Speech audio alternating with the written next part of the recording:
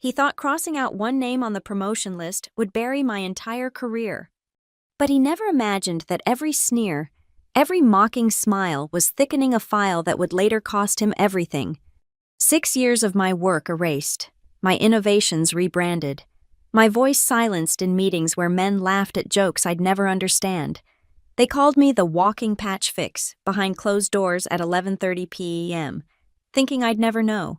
But I was always listening, always documenting, and when the IPO bells rang, it wasn't celebration they'd remember, it was the silence before I destroyed them all. My name is Emily Carter, and I've spent 6 years building the operational backbone of Vertex Ops Solutions. That Tuesday morning at 9:45 a.m., I stood in conference room 7, presenting the automated deployment system I'd architected from scratch. 23 slides of pure innovation, each line of code bearing my fingerprint, each optimization saving the company thousands of hours annually. Bradley Owens sat at the head of the table, his Mont Blanc pen tapping against his leather portfolio, my direct supervisor for 3 years. He nodded along as I explained the complex integration protocols, occasionally jotting notes. The other executives leaned forward, genuinely engaged. I could see it in their eyes, this was the breakthrough they'd been waiting for. "Excellent work on this project," Bradley said when I finished, not bothering to mention whose work it actually was. "We'll be implementing this across all departments starting next quarter." The meeting adjourned at 10:30 a.m. As others filed out, patting Bradley on the shoulder for his team's achievement, I lingered, organizing my materials with deliberate slowness. When we were alone, I finally spoke. "Bradley, I'd like to discuss the senior architect position, the one opening next month." He didn't look up from his phone. "Sure, let's grab coffee later." But later came at 4:15 p.m., in his corner office with its view of the city skyline. No coffee materialized. Bradley leaned back in his ergonomic chair, fingers steepled, studying me like I was a problematic line of code he needed to debug. "Emily, I'll be straight with you," he began, his voice carrying that practiced executive smoothness. "You're not getting the promotion." The words hung between us like a system crash, sudden, devastating, final. "I've been here 6 years," I said, keeping my voice steady despite the blood rushing in my ears. "I built our entire operational framework. The deployment system I just presented will save—" "It's not about the technical work," he interrupted, waving dismissively. "You don't have the leadership presence we're looking for. You're not— how do I put this delicately? You don't fit the executive culture we're cultivating." "The culture," I repeated flatly. "Look, you're excellent at what you do, a solid contributor, but leadership requires a certain style, charisma, the ability to command a room." He glanced at his Rolex. "Dylan Price, for instance, he's only been here 8 months. But he gets it. He understands the game." Dylan Price, the man who couldn't write a bash script without Stack Overflow open in 3 tabs. The one who'd asked me, just last week, to explain what a load balancer was. "Dylan's work on the infrastructure project was impressive," Bradley continued, "and that's when I understood. My infrastructure project, the one I'd spent 4 months building while Dylan brought coffee to meetings and laughed too loudly at Bradley's golf stories." I stood up, my hands steady despite the tremor I felt building in my chest. "I understand perfectly." Bradley's smile was patronizing. "I knew you would. You're practical, Emily. That's what makes you such a valuable team member. Keep doing what you're doing, and who knows, maybe in a few more years, when you've developed more presence." I walked back to my desk at 4:45 p.m., moving through the open office like a ghost. Around me, the familiar buzz of keyboards and conference calls continued, oblivious to the invisible slap still stinging across my face. Dylan was at his standing desk, feet away from mine, explaining something incorrectly to a junior developer. When he saw me, he grinned. "Hey, Emily, could you check my pull request when you get a chance? I think I might have broken something in the deployment script." "My deployment script?" "Sure," I said, sitting down at my desk, fingers automatically moving to my keyboard, but instead of opening his code, I created a new folder, buried deep in my personal drive, encrypted and hidden. I named it Evidence. Because Bradley Owens had just made a critical error, he thought he could erase me, make me invisible, reduce me to a ghost in the machine I'd built. But ghosts have a way of haunting those who create them, and I was about to become his worst nightmare. The erasure didn't start with that promotion denial. As I sat at my desk that night, working until 11 p.m. while the office emptied around me, I began excavating my own professional burial. 6 years of memories crystallized into a pattern I'd been too naive to see. I was employee number 3 in the operations department. When I joined Vertex Ops straight out of MIT, the entire infrastructure was held together by shell scripts and prayer. The senior engineers called it startup charm. I called it a disaster waiting to happen. Within my first month, I'd rebuilt the deployment pipeline from scratch, creating the automated system that would become the company's backbone. The first erasure came 8 months in. The containerization framework I designed and implemented over countless 60-hour weeks was presented to the board by Bradley as a team initiative he'd spearheaded. I still remembered sitting in that all-hands meeting, watching him click through my slides, explaining my architecture while I sat invisible in the third row. When someone asked a technical question he couldn't answer, he'd simply said, "We'll circle back on implementation details," never once glancing my way. Then came the monitoring system. 3 months of writing custom metrics collectors, building dashboards that could predict system failures before they happened. The CEO called it revolutionary. Bradley called it his vision finally realized. My name appeared nowhere in the announcement email. But Dylan was the masterpiece of erasure. He'd arrived 8 months ago, all confidence and buzzwords, hired directly by Bradley as a senior infrastructure specialist, despite having half my experience. His first day, Bradley brought him to my desk. "Emily, meet Dylan. He'll be taking point on some of our high-visibility projects. I need you to get him up to speed on our systems." Getting him up to speed meant teaching him everything from basic Git commands to the intricate architecture I'd built.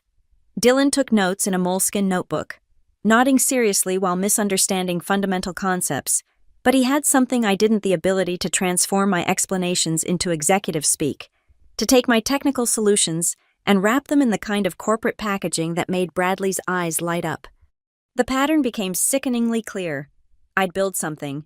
Dylan would collaborate by asking endless questions. Then he'd present our work to Bradley, who'd praise Dylan's leadership and strategic thinking. My commits in the repository told the real story: thousands of lines of code with my username, compared to Dylan's sporadic fixes that usually broke more than they solved. 3 months ago, the automation framework I developed reduced deployment time by 80%. The entire engineering team knew who'd built it. They'd watched me debug it at 2 a.m., seen me refactor the codebase 3 times until it was perfect. But in the quarterly review, it became Dylan's automation initiative, with me credited as a supporting contributor. I pulled up the Git history, screenshot after screenshot of my commits, my code reviews, my architecture documents. Then I opened the email chains where Dylan asked me to explain basic concepts, where he'd misunderstood fundamental principles, where I'd essentially handed him finished work to present as his own. The Slack messages were even more damning. Dylan asking at 9 p.m., "Hey, can you explain the load balancer config again? What does this error mean? Can you fix this before tomorrow's demo?" Always with Bradley CC'd on the important threads, creating a paper trail where Dylan appeared to be delegating to me rather than desperately depending on my expertise. Last week reached peak absurdity. Dylan presented my new disaster recovery system to potential investors, reading verbatim from documentation I'd written. When an investor asked about specific technical choices, Dylan had fumbled, then smoothly said, "I'll have my team prepare a detailed technical breakdown for you." His team, meaning me, alone at my desk at midnight, preparing reports that would never bear my name. The realization that should have broken me instead crystallized into something harder. They hadn't just stolen my work, they'd systematically erased my existence from the company's narrative. Every innovation, every late night, every breakthrough had been absorbed into the Bradley Dylan mythology of male excellence. I opened a new document and began typing. Not code this time, but a timeline. Every project, every feature, every system I'd built. Next to each entry, I added the real story: my commits, my documentation, my hours logged. Then I added the public story, The emails where Bradley claimed credit. The presentations where Dylan stumbled through my work. The announcements that erased me entirely. By 3 a.m., I had 47 pages of evidence. 6 years of being disappeared, documented with the kind of precision I usually reserved for debugging critical systems. I encrypted the file, backed it up to 3 separate locations, and leaned back in my chair.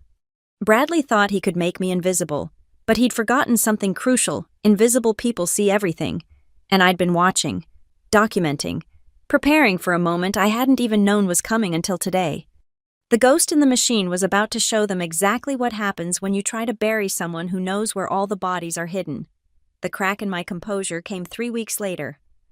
On a Thursday at 6:45 p.m., I'd stayed late to fix a critical bug Dylan had introduced while optimizing my code. The office was nearly empty, just the hum of servers and the distant sound of the cleaning crew.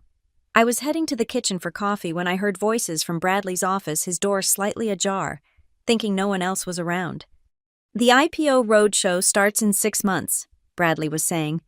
"We need clean optics, strong leadership, no weak links." "What about Emily?" Dylan's voice, casual as if discussing outdated hardware. "She knows the systems better than anyone." Bradley laughed, a sound that made my stomach turn. "Emily, Christ. She's like a walking patch fix, useful for keeping things running. But you can't put that in front of investors. No presence, no vision. She just sits there typing away like some kind of code monkey." "She did build most of the infrastructure," Dylan offered weakly. "And we've successfully rebranded all of it. Your name's on the patents now, the documentation, the presentations. As far as anyone important knows, Emily Carter is just support staff, a competent technician, nothing more." My hand trembled against the wall, but I forced myself to stay silent, pulling out my phone with practiced stealth. The recording app opened silently. "Sometimes I watch her in meetings," Bradley continued, his voice dripping with amusement. "So serious, so eager to contribute, like a puppy trying to join the big dog's conversation. It's almost sad. She actually thinks technical skill matters more than playing the game." "She asked me about the senior architect position again yesterday," Dylan said. "Jesus, she's persistent. I'll give her that. Like a bug you can't quite squash." They both laughed. "I told HR to start documenting performance issues. Nothing dramatic, just enough to justify keeping her in place, or letting her go if she becomes too difficult." "Isn't that risky? She knows everything." "She's too scared to do anything. Too proper. Too by the book. Besides, who'd believe her? The quiet girl who can barely speak up in meetings suddenly claiming she built everything." Bradley's voice turned colder.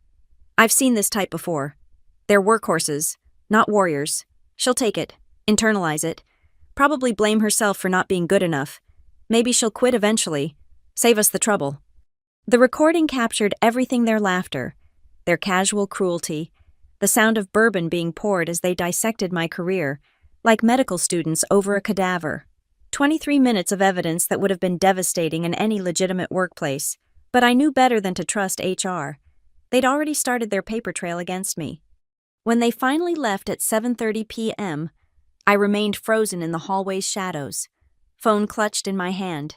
The recording was saved, backed up to my personal cloud, emailed to my private account. But it wasn't enough, not yet.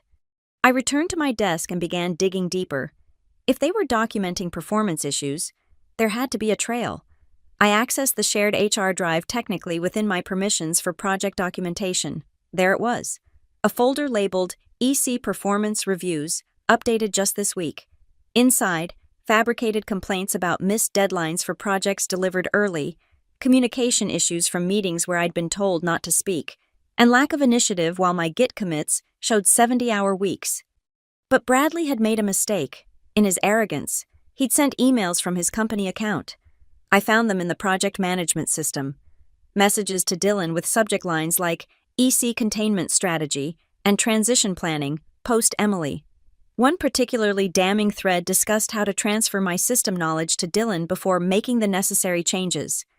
My hands moved on autopilot, screenshotting everything, organizing it into folders: audio evidence, email conspiracy, fabricated reviews, patent theft, each piece slotted into place like code in a perfectly designed algorithm.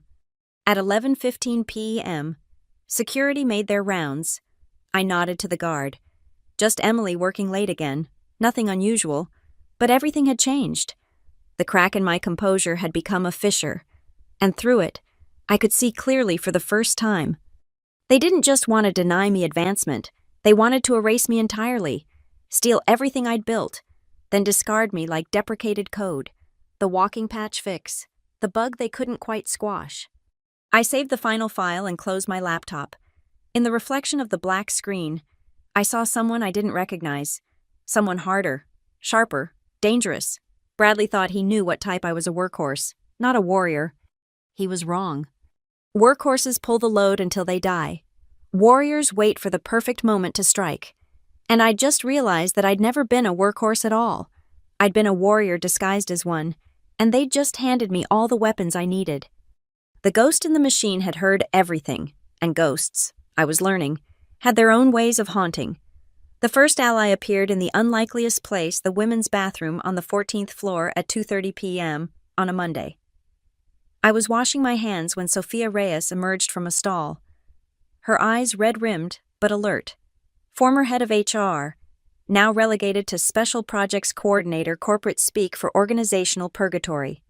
"Emily," she said quietly, checking that we were alone. "We need to talk. Not here." We met that evening at a bar 3 blocks away, a dive too unglamorous for Vertex Ops executives to frequent. Sophia ordered whiskey neat and didn't speak until she'd taken her first sip.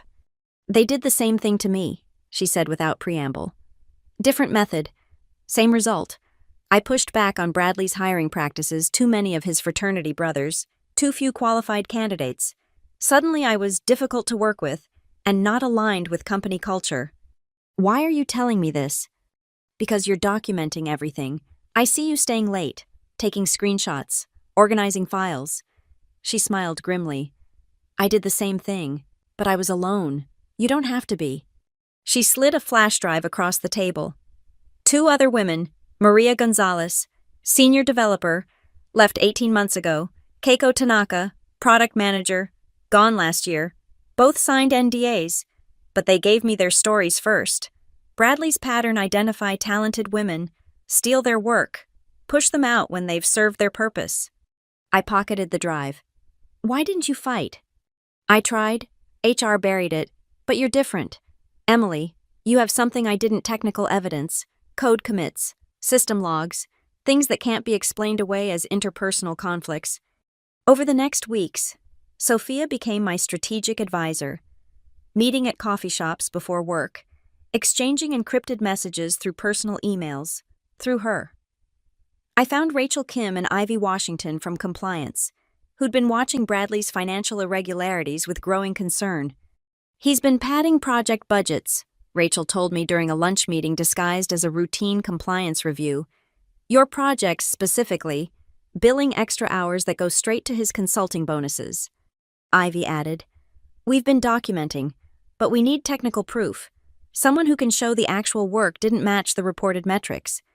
Then came Marcus Hale, the quiet back-end developer who sat 3 desks away. He approached me one evening at 9:45 p.m., when the office had emptied except for us night dwellers. "I've been backing up everything," he said simply, not looking up from his monitor.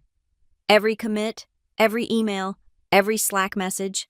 Started the day Dylan arrived and couldn't explain basic REST principles, despite his resume claiming he'd architected entire platforms. "Why?" I asked. "Because I have 2 daughters," Marcus replied. "And I don't want them working in a place where their code gets stolen and their voices get erased. I've been waiting for someone with enough evidence to make it stick. That's you." He showed me his archived terabytes of data, meticulously organized. Every time Dylan had claimed credit for my work, Marcus had preserved the original commits. Every presentation where Bradley had erased my contributions, Marcus had saved the draft versions showing my authorship. "There are more of us," Marcus said. "Jennifer from QA, David from DevOps, even some of the senior engineers who've been here since the beginning. We all know what really built this company. And it wasn't Bradley's vision or Dylan's leadership." Within a month, I had a network, not conspirators, but witnesses. People who'd watched the systematic erasure and finally had someone willing to stand up and say enough. We communicated through encrypted channels, shared evidence through secure drops, met in places where Bradley's influence couldn't reach. Jennifer provided QA reports showing Dylan's code consistently failed basic tests until I fixed it. David had logs proving I'd been working on systems at 2 a.m. while Dylan was tagged at bars on Instagram. The senior engineers contributed testimonials about who really designed the architecture Bradley claimed as his masterpiece. "You could just leave," Sophia said one evening, reviewing our growing collection of evidence. "Find another job, start fresh." "They'd do it to someone else," I replied. "Another woman would sit at my desk, build their empire, and disappear into the same void they tried to push me into. So what's the plan?" I pulled up a timeline on my laptop. The IPO is in 4 months. That's when they're most vulnerable, when image matters more than anything. When a scandal doesn't just cost money, it costs everything. Rachel leaned forward. "You're talking about a corporate nuclear option." "No," I corrected. "I'm talking about justice. They wanted to make me invisible. But invisible people can move through walls, and I've been walking through theirs for weeks now." Marcus pulled up the company's IPO prospectus draft, illegally downloaded but necessary. Every claim about technical innovation, every patent, every system they're selling to investors, it all traces back to your work. "Our work," I corrected. "All of us they've erased or tried to silence." Sophia raised her glass of wine. "To the ghosts in the machine." We toasted quietly, a room full of people Bradley had dismissed, overlooked, or tried to bury. He thought he'd been building his empire on solid ground. He had no idea he'd built it on a foundation of the disappeared, and we were about to show him what happened when the dead started speaking. The construction of my case became an obsession wrapped in the mundane rhythm of daily work. Every morning at 7 a.m., I'd arrive at the office, smile at reception, make small talk about the weather. Then I'd sit at my desk and continue building 2 things simultaneously: the systems that would make Vertex Ops millions, and the legal weapon that would destroy Bradley Owens. My methodology was surgical. I created a master timeline spanning 6 years, cross-referenced with multiple sources. Each claim was supported by at least 3 pieces of evidence: no emotion, no speculation, just facts arranged with the precision of a class action lawsuit. The timeline started simple. January 2019, Emily Carter develops automated deployment system. Time logged 240 hours. Recognition none. Credit given to Bradley Owens in Q1 board presentation. But as I dove deeper, patterns emerged that even I hadn't recognized. Bradley's theft wasn't random, it was strategic. He specifically targeted work that would be crucial for the IPO. The patents filed under Dylan's name were all for systems I'd built in my first 3 years, now positioned as recent innovations to show momentum to investors. Marcus helped me pull metadata from every file in the system: creation timestamps, modification histories, even the digital signatures embedded in compiled code. We discovered Dylan had been retroactively added as a contributor to repositories he'd never accessed. His commits mysteriously backdated to periods when he wasn't even employed. "This is fraud," Marcus said quietly one evening at 8 p.m., staring at the evidence. "Not just credit theft, actual, prosecutable fraud." I organized everything into categories that would resonate with different audiences. For the board, financial impact of losing the actual architect of their systems. For investors, misrepresentation of technical leadership. For the media, a pattern of gender discrimination that would make headlines in the Me Too era. The former employees' testimonies added weight. Maria Gonzalez had documented similar treatment.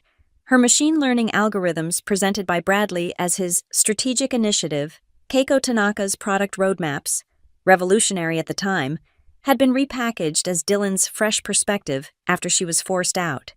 Their NDAs prevented them from speaking publicly, but their evidence could support my claims without violating agreements. Rachel and Ivy provided the financial smoking gun. Bradley had been billing my overtime hours as consulting fees to a shell company he controlled.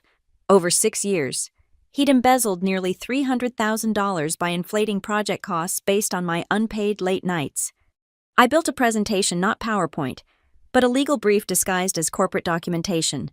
140 pages of evidence, indexed and cross-referenced. Every claim linked to supporting documents. Every pattern illustrated with data visualization. It was the kind of comprehensive system architecture I'd built for code, applied to corporate crime. But paranoia crept in. Bradley had started watching me, his eyes tracking my movements in meetings, lingering by my desk during his office walks. One day, I found him at my workstation at 6 a.m., claiming he was checking on project status. "You've been working late a lot," he said, his tone deceptively casual. "The new integration requires extensive testing," I replied, keeping my voice steady. "Dylan mentioned you've been less collaborative lately, not sharing documentation as readily." The trap was obvious. I've been ensuring all documentation is properly versioned and attributed for the IPO audit trail. His jaw tightened at the mention of attribution. "Just remember, Emily, we're a team. No room for lone wolves here." After he left, I found a keylogger installed on my machine amateur work. Probably Dylan's. I left it running but routed my real work through a virtual machine hidden within our development environment. Let them monitor empty keystrokes while I built my case in the shadows. Sophia introduced me to her contact, a labor attorney named Patricia Wong, who specialized in corporate whistleblower cases. We met at Patricia's office on a Saturday, away from any possible surveillance. "This is one of the most comprehensive cases of systematic discrimination and fraud I've seen," Patricia said after reviewing my evidence for 3 hours. "But you need to understand they'll come after you, hard. They'll claim you're disgruntled, incompetent, even unstable." "I know," I said. "That's why everything is documented by multiple sources. They can't gaslight data."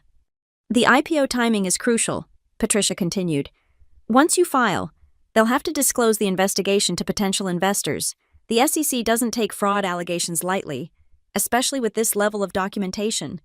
She pulled out a contract. "I'll take this on contingency. When we win, and we will win, they'll pay. But Emily, once we pull this trigger, there's no going back." I thought about the walking patch fix comment, the bug they couldn't quite squash, the years of being erased, pixel by pixel, until I was just a ghost maintaining the machine I'd built. "I've already gone back," I said, signing the agreement. 6 years back. Now I'm moving forward." That night, I sat in my apartment, looking at the master file, 6 years of evidence compressed into a single encrypted folder labeled Truth. Tomorrow, I'd continue playing the ghost, fixing Dylan's bugs, nodding in meetings where my ideas were presented as Bradley's vision. But the net was complete now. Every thread connected, every escape route blocked. Bradley thought he'd been hunting me, slowly tightening the noose of fabricated performance issues and strategic isolation. He had no idea he'd been walking into my web the entire time, and unlike his sloppy keylogger, my trap was built by someone who actually knew how to code. The IPO announcement came on a Tuesday morning via company-wide email, full of exclamation points and corporate euphoria. Vertex Ops going public. 6 months accelerated to 4. The investment bankers had fast-tracked everything, citing exceptional market conditions and revolutionary technology infrastructure. Bradley strutted through the office like a peacock. Dylan at his side, both of them rehearsing their founder mythology for the upcoming roadshow. They'd already started media training, practicing how to tell the story of Vertex Ops' technical innovation, my innovation as their vision brought to life. But their acceleration was my opportunity. Patricia had been preparing for 6 months. Now we had 4. The compressed timeline meant they'd be sloppier, more vulnerable, less able to cover their tracks while managing IPO due diligence. "The S1 filing is where we strike," Patricia told me over encrypted phone at 11 p.m. "Once they file with the SEC, any material misrepresentation becomes federal securities fraud. Your evidence shows they're planning to list Dylan as chief architect and primary inventor of the core systems. That's demonstrably false." The office became a pressure cooker. 12-hour days turned into 16. The investment bankers swarmed our floors, demanding documentation, metrics, proof of innovation. I watched Bradley scramble to explain systems he didn't understand, constantly deferring to Dylan, who deferred to me under the guise of delegation. Then came the moment that changed everything: the technical due diligence session. 3 partners from Goldman Sachs, all engineers turned bankers, wanted to understand our architecture. Bradley scheduled it for Friday at 2 p.m., insisting Dylan and I present together, Dylan as lead, me as technical support. But these weren't typical suits. These were people who could read code, who understood system design, who knew the difference between genuine innovation and buzzword soup. Within 10 minutes, Dylan was drowning. "Can you explain the failover mechanism in your automated deployment system?" one partner asked. Dylan's face went pale. "Well, it's a multi-layered approach to—" "Emily, why don't you handle the technical specifics?" For 90 minutes, I explained every system, every innovation, every line of architecture that had built Vertex Ops from startup to IPO candidate. The partners took notes, asked follow-ups only I could answer, and exchanged meaningful glances as Dylan sat silent, Bradley's fixed smile growing increasingly strained. "Impressive work," the lead partner said directly to me as they left. "The actual architect always shows in the details." Bradley cornered me immediately after. "What the fuck was that?" "Technical due diligence," I replied calmly. "You wanted me to handle the specifics. You deliberately undermined Dylan." I answered their questions accurately. If Dylan can't explain the systems he claims to have built, that's not undermining, that's revelation. His face turned purple. HR, Monday morning, performance review. Perfect. They were accelerating their own timeline now. Panicking. Patricia had predicted this. That weekend, I worked with my allies to prepare the final components. Marcus compiled a devastating Git analysis showing 94% of core system commits were mine. Rachel and Ivy finished documenting the financial discrepancies. Sophia gathered statements from 7 former employees, all telling the same story of erasure and theft. But the masterpiece came from an unexpected source. Jennifer from QA had been recording Bradley's State of the Company meetings for her deaf colleague who worked remotely. Legal recordings, company approved. In them, Bradley repeatedly stated that Emily's work would be rebranded for IPO positioning. His own voice, admitting to the theft. Sunday night, I sat with Patricia in her office, reviewing the complete package, 300 pages of evidence, 40 hours of audio, thousands of documents, financial fraud exceeding $500,000, patent fraud that could invalidate their entire IPO. "Once we file this with the SEC whistleblower office, you'll have federal protection," Patricia explained. "They can't fire you, can't retaliate, can't even move your desk without triggering an investigation." "When do we file?" "Monday morning, 9 a.m. Eastern, 1 hour before your HR meeting. By the time Bradley tries to fire you, he'll be under federal investigation." I looked at the stack of evidence. 6 years of my life documented in excruciating detail, but also 6 years of their crimes, their casual cruelty, their systematic theft. "There's one more thing," I said, pulling out my laptop. "I built a dead man's switch into the system.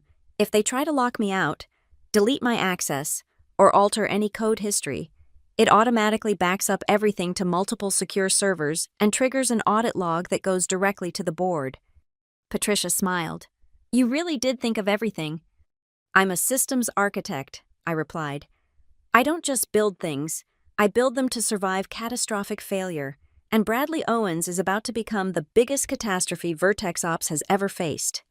That night, I didn't sleep. I sat at my window, watching the city lights, thinking about the walking patch fix who'd refused to be squashed. In 12 hours, the ghost in the machine would become very, very visible, and the men who tried to erase me would learn that some code can't be deleted, some systems can't be stolen, and some women can't be disappeared. The IPO was their dream. Monday morning, it would become their nightmare, and unlike their code, mine never failed. Monday arrived with unusual clarity, 8:45 a.m. I sat in the lobby of our building, watching Bradley stride through the revolving doors, coffee in hand, that familiar swagger that came from believing he'd won. Dylan followed minutes later, fumbling with his keycard, nearly dropping his laptop bag. They had no idea that 15 minutes ago, Patricia had filed our complaint with the SEC whistleblower office. At 9:50 a.m., I walked into conference room 9 for my performance improvement plan meeting. Bradley was there with Heather from HR and, surprisingly, Dylan.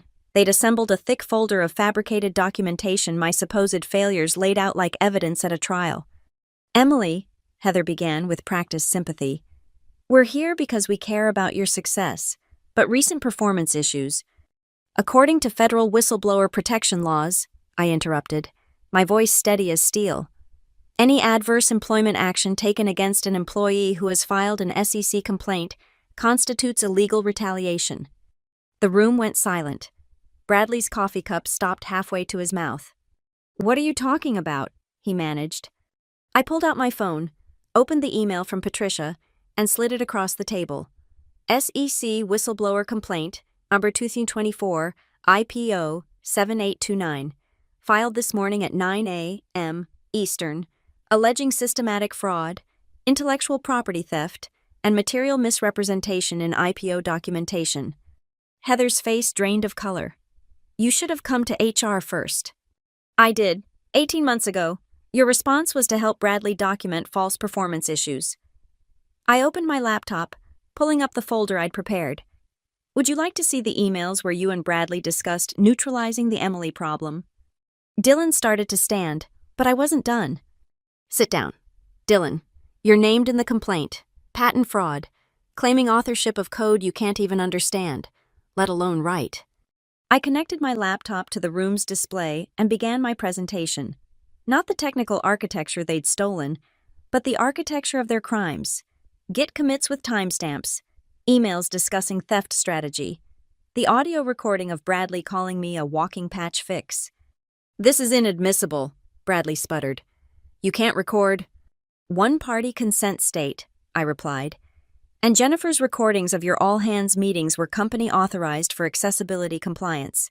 You admitted, on tape, to rebranding Emily's work for IPO positioning. I clicked to the financial analysis. $300,000 in falsified consulting fees. Bradley, you've been billing my overtime as payments to your shell company. The FBI takes wire fraud seriously. Heather was frantically typing on her phone, probably alerting legal. Bradley's swagger had evaporated, replaced by something I'd never seen fear. But here's my favorite part, I continued, clicking to the patent documentation. Every system you're claiming as Dylan's innovation has my digital signature in the compiled code. Cryptographic proof of authorship that can't be faked, deleted, or reassigned. The door burst open. Richard Steinberg, VP of Legal, rushed in with his phone pressed to his ear. He looked at me, then at Bradley, his expression cycling through confusion, understanding, and horror. Conference call, board of directors, now, he barked at Bradley. Then, to me, Ms. Carter, please don't. Leave, I wouldn't dream of it. I have code to review. Dylan broke the deployment pipeline again this morning. I stood, gathering my things with deliberate calm. Oh, Bradley, that dead man's switch I built. It triggered when you tried to lock my accounts 10 minutes ago. Every piece of evidence is now backed up to servers in 3 jurisdictions. The board, the SEC, and the major investors all received copies. As I reached the door, I turned back. You called me a walking patch fix, a bug you couldn't squash. But you forgot something crucial about bugs. They expose vulnerabilities in the system. And you, Bradley, are the biggest vulnerability Vertex Ops has ever had. The aftermath was swift and brutal. By noon, forensic accountants were in Bradley's office. By 2 p.m., Dylan was escorted out by security. His access revoked. His patents under review. By 3 p.m., an emergency board meeting was called. Marcus texted me updates from his desk. Bradley's assistant is packing his office, crying at her desk. Then, investment bankers just left. They look like someone died. At 4:30 p.m., Richard Steinberg approached my desk personally. The board wants to meet with you. The boardroom felt different from this side of the table. 8 faces, all trying to reconcile the quiet woman they'd barely noticed with the architect of their destruction. Ms. Carter, the chairman began, the evidence you've presented is comprehensive. The board accepts responsibility for failing to provide proper oversight. We'd like to discuss a resolution. I don't want a resolution, I said. I want justice. Bradley and Dylan prosecuted for fraud, the patents correctly attributed, and compensation for 6 years of stolen work. You could destroy the IPO, one board member said. Everyone loses. No, I corrected. Only the people who built their wealth on theft lose. The company survives. The technology remains strong. It just needs honest leadership. They exchanged glances. The chairman nodded slowly. What are your terms? Patricia had prepared me for this moment. I slid across my demands, typed in the same precise format I used for system documentation, recognition, compensation, and something else. Chief Technology Officer, the chairman read aloud. You want Bradley's position. I want the position I earned 6 years ago, the one you let him steal. The room was silent. Then, one by one, they began to nod. The ghost in the machine had finally materialized, and she wasn't asking for permission anymore. The IPO proceeded on schedule. 4 months later, but with a radically different narrative, the prospectus now told the true story. Emily Carter, Chief Technology Officer and Principal Architect of Vertex Ops Revolutionary Infrastructure. The Wall Street Journal ran a feature, The Ghost Who Built the Machine, How One Engineer's Stand Against Corporate Theft Changed Silicon Valley. Bradley Owens disappeared from the tech world entirely. The SEC investigation led to criminal charges: wire fraud, securities fraud, conspiracy. His assets were frozen, including those precious stock options he'd been hoarding. The settlement negotiations were brief. He had no leverage left. Every penny he'd stolen, every bonus built on my work, got clawed back with interest. Dylan Price became a cautionary tale whispered at tech meetups. Last I heard, he was working at his uncle's insurance firm in Ohio. His LinkedIn scrubbed of any mention of Vertex Ops. The patents were correctly attributed, making me the named inventor on 17 key technologies. But the money wasn't the victory, not really. The victory was sitting in Bradley's former office, now mine, at 6 a.m. on IPO day, watching the sunrise paint the city gold. The same view he'd lorded over me for years, but different now, cleaner, honest. My phone buzzed with messages from the network that had supported me. Sophia, promoted to Chief Human Resources Officer, implementing real protections for employees. Marcus, now Principal Engineer, finally getting recognition for his years of excellent work. Rachel and Ivy, heading a new compliance division with actual teeth. The opening bell at NYSE was scheduled for 9:30 a.m. The board had asked me to ring it, the architect finally visible, standing where Bradley had planned to stand, but I'd declined. That kind of theater wasn't my style. Instead, I was in the office, reviewing code, fixing a bug Dylan's replacement had introduced. Being visible didn't mean I needed to perform. It meant I could finally just be. At 9:29 a.m., my team gathered around the monitors, the same people who'd been erased, overlooked, diminished now standing in the light. We watched the ticker symbol appear, VTXO. The initial price, $42 per share. By noon, it hit 58. The stock options in my settlement package, the ones Bradley had tried to keep for himself, were worth $18 million. From walking patch fix to $18 million. From ghost to multimillionaire. All because I'd refused to stay invisible. Patricia called at 2 p.m. The SEC just announced Bradley's arrest, wire fraud, securities fraud, and conspiracy. He's looking at 15 to 20 years. I felt nothing. No joy. No vindication. Just a clean sensation, like compiled code running without errors for the first time. That evening, as the office celebrated, I sat at my desk, the same desk where I'd been invisible for 6 years, and pulled up my personal project folder. But instead of evidence, I created a new one, future. Because that's what revenge really gave me, not just justice for the past, but ownership of tomorrow. Every line of code I'd write from now on would have my name on it. Every innovation would be credited correctly. Every late night would build my legacy, not someone else's lie.